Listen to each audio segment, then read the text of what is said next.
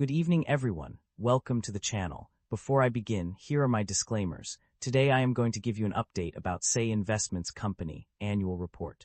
Sei Investments Company offers a wide range of businesses and services to its clients. The company provides wealth management solutions that cater to various types of clients, including private banks, independent financial advisors, institutional investors, and corporations. Its asset management services include managing separate client-focused portfolios, launching and managing mutual funds, and investing in public equity and fixed income markets.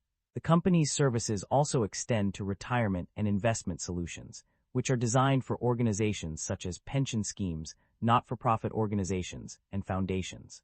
Additionally, Sei Investments Company offers financial services, including investment processing outsourcing solutions, asset administration, and investment advisory services. These services are provided through its subsidiaries, which have a global presence in North America, Europe, Asia, and Africa. The company's expertise lies in employing fundamental and quantitative analysis with a focus on top-down and bottom-up analysis to make investments. This approach enables Sei Investments Company to provide tailored solutions to its clients across various industries and geographies. Unfortunately, I do not have access to the extracted summary. However, I can provide a general essay on what might cause a stock price to remain stagnant over a period of time. The stability of a company's stock price is often influenced by various factors that impact its financial performance and market perception. One possible reason for Sei Investments Co.'s stock price remaining unchanged in the past year could be a lack of significant growth or innovation within the company. This might be due to a stagnant business model, limited expansion opportunities, or an inability to adapt to changing market conditions. Another factor contributing to a stable but unchanging stock price is a consistent and predictable financial performance. If Sei Investments Co. has maintained steady revenue and earnings over the past year, investors may view it as a reliable investment option, but not necessarily one with significant growth potential. This stability can be attractive to risk-averse investors seeking low volatility, but it may not be enough to drive up the stock price. Additionally, external market factors such as economic conditions, industry trends, and regulatory changes can also impact a company's stock price. If Sei Investments Co. operates in an industry experiencing minimal growth or is heavily influenced by external factors beyond its control, this could contribute to a stable but stagnant stock price. Sei Investments Company market capitalization of $10 billion is significantly larger than the average industry peer of roughly $0 billion. This shows that Sei Investments Company holds a significant advantage in their industry. Sei Investments Company trades at a higher price-to-earnings ratio of 14 times and a higher price-to-book ratio of 4.04 times relative within the industry. While the stock does not screen as absolutely cheap, mixed valuation signals relative to industry peers prevent a definitive conclusion. With the broader industry trading at lower valuation levels, this may reflect transitional pricing dynamics rather than clear mispricing, warranting further analysis of earnings quality, growth sustainability, and balance sheet strength. The balance sheet appears very conservative, with liabilities representing only 16% of total assets. While this indicates low financial risk, investors should examine the composition and quality of the company assets to determine whether they justify the current valuation. Average liabilities have declined over the past 5 years, indicating improving balance sheet discipline and reduced financial risk.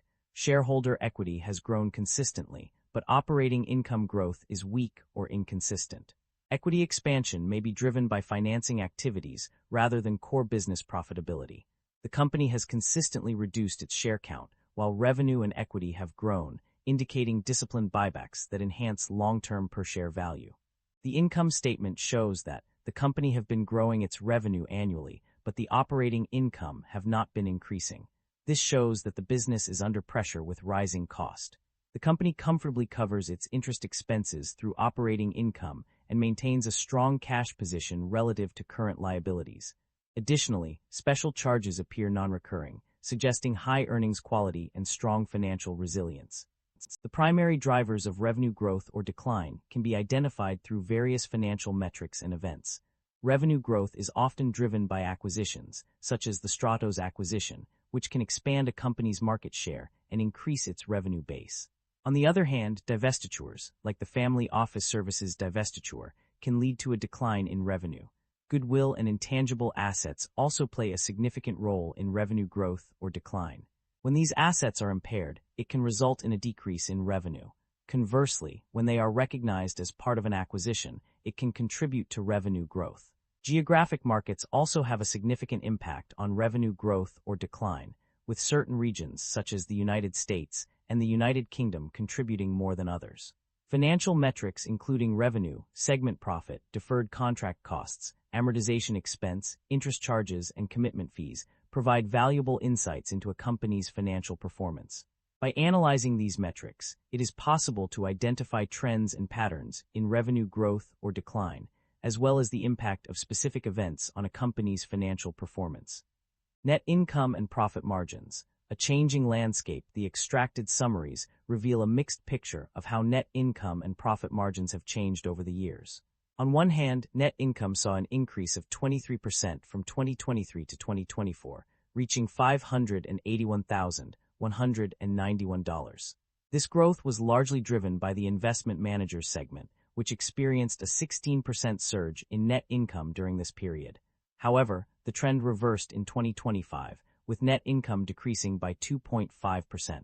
The private bank segment saw a notable increase of 21%, while the institutional investors segment suffered a decline of 3%. Despite these fluctuations, profit margins remained relatively stable. Net income margin increased by 2.9 percentage points from 2023 to 2024, but decreased slightly in 2025. Operating profit margin also showed an upward trend, increasing by 1.3 percentage points from 2023 to 2024. However, there was no significant change observed between 2024 and 2025. The inconsistencies in the data highlight the need for further analysis to understand the underlying factors driving these changes. The company's financial performance indicates a consistent trend of generating positive operating cash flow. The data from page 38 shows that the net cash provided by operating activities has been steadily increasing over the past 3 years. In 2023, the company generated $447,030 in operating cash flow, which increased to $622,343 in 2024, and further rose to $607,662 in 2025. This upward trend suggests a strong ability of the company to generate cash from its core operations, indicating a healthy financial position.